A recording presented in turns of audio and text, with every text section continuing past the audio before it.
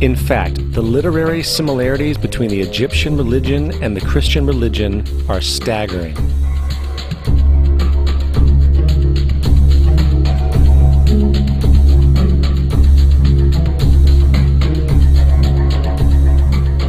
And the plagiarism is continuous. The story of Noah and Noah's Ark is taken directly from tradition. The concept of the Great Flood is ubiquitous throughout the ancient world, with over 200 cited claims in different periods and times. However, one need look no further for a pre-Christian source than the Epic of Gilgamesh, written in 2600 BC. This story talks of a great flood commanded by God, an ark with saved animals upon it, and even the release and return of a dove, all held in common with the biblical story, among many other similarities. And then there is the plagiarized story of Moses. Upon Moses' birth, it is said that he was placed in a reed basket and set adrift in a river in order to avoid infanticide. He was later rescued by a daughter of royalty and raised by her as a prince. This baby in a basket story was lifted directly from the myth of Sargon of Akkad of around 2250 BC. Sargon was born, placed in a reed basket in order to avoid infanticide, and set adrift in a river. He was in turn rescued and raised by Aki, a royal midwife. Furthermore, Moses is known as the lawgiver, the giver of the Ten Commandments, the Mosaic Law. However, the idea of a law being passed from God to a prophet up on a mountain is also a very old motif. Moses is just another lawgiver in a long line of lawgivers in mythological history. In India, Manu was the great lawgiver. In Crete, Minos ascended Mount Dicta, where Zeus gave him the sacred laws, while in Egypt there was Meses, who carried stone tablets and upon them the laws of God were written. Manu, Minos, Meses, Moses. And as far as the Ten Commandments, they are taken outright from spell 125 in the Egyptian Book of the Dead. What the Book of the Dead phrased, "I have not stolen," became "Thou shalt not steal." "I have not killed," became "Thou shalt not kill." "I have not told lies," became "Thou shalt not bear false witness," and so forth. In fact, the Egyptian religion is likely the primary foundational basis for the Judeo-Christian theology. Baptism, afterlife, final judgment, virgin birth, death and resurrection, crucifixion, the Ark of the Covenant, circumcision, saviors, Holy Communion, Great Flood, Easter, Christmas, Passover, and many, many more are all attributes of Egyptian ideas long predating Christianity and Judaism. Justin Martyr, one of the first Christian historians and defenders, wrote, "When we say that he, Jesus Christ, our teacher, was produced without sexual union, was crucified and died and rose again and ascended into heaven, we propound nothing different from what you believe regarding those who you esteem sons of Jupiter." In a different writing, Justin Martyr said, "He was born of a virgin, accept this in common with what you believe of Perseus." It's obvious that Justin and other early Christians knew how similar Christianity was to the pagan religions. However, Justin had a solution. As far as he was concerned, the devil did it. The devil had the foresight to come before Christ and create his characteristics in the pagan world.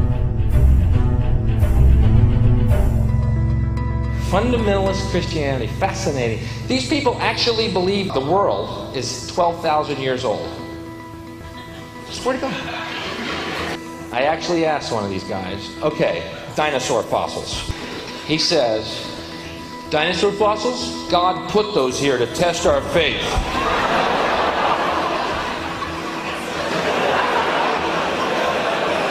I think God put you here to test my faith, dude.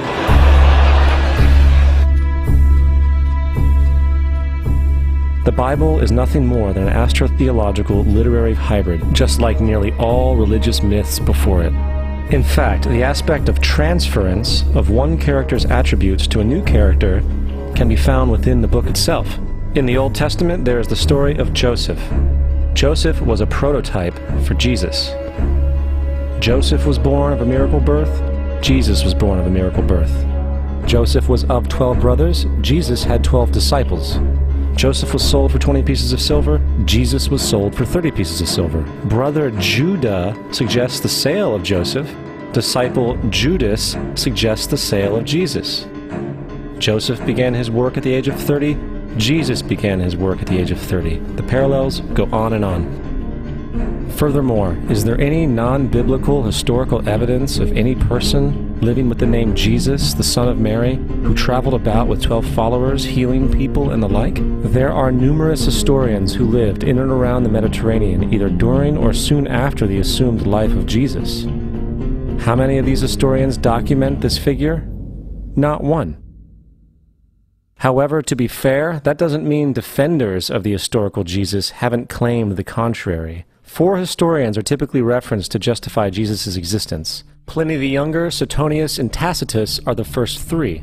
Each one of their entries consists of only a few sentences at best, and only referred to Christus or the Christ, which in fact is not a name but a title. It means the Anointed One.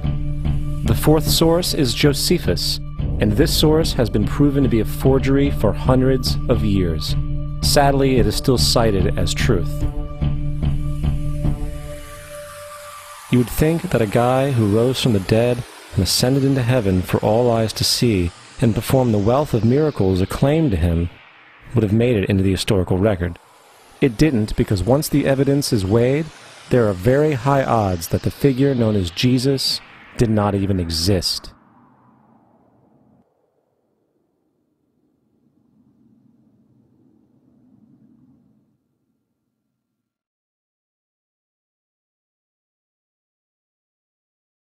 We don't want to be unkind, but we want to be factual. We don't want to cause hurt feelings, but we want to be academically correct in what we understand and know to be true. Christianity just is not based on truth. We find that Christianity was in fact nothing more than a Roman story, developed politically. The reality is, Jesus was the solar deity of the Gnostic Christian sect, and like all other pagan gods, he was a mythical figure. It was the political establishment that sought to historize the Jesus figure for social control. By 325 AD in Rome, Emperor Constantine convened the Council of Nicaea. It was during this meeting that the politically motivated Christian doctrines were established, and thus began a long history of Christian bloodshed and spiritual fraud. And for the next 1600 years, the Vatican maintained a political stranglehold on all of Europe, leading to such joyous periods as the Dark Ages, along with enlightening events such as the Crusades and the Inquisition.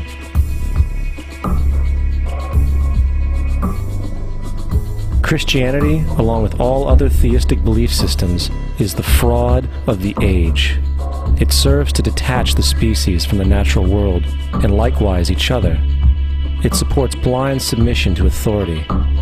It reduces human responsibility to the effect that God controls everything, and in turn awful crimes can be justified in the name of a divine pursuit. And most importantly, it empowers those who know the truth but use the myth to manipulate and control societies. The religious myth is the most powerful device ever created and serves as the psychological soil upon which other myths can flourish.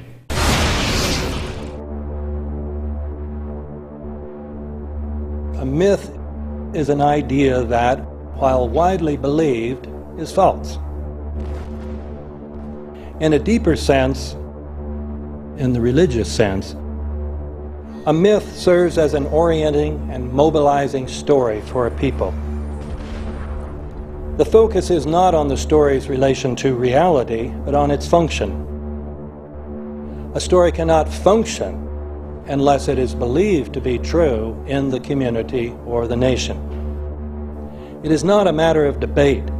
If some people have the bad taste to raise the question of the truth of the sacred story, the keepers of the faith do not enter into debate with them. They ignore them or denounce them as blasphemers.